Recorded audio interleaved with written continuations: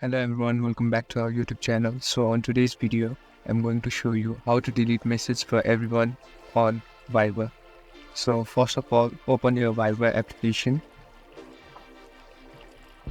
Now go to the chats. Now select the message you want to delete for everyone. Tap and hold on to that message. Here you can see this delete option at the end.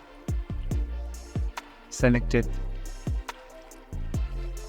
Here you can see the options: delete for everyone, delete for myself. Click on delete for everyone.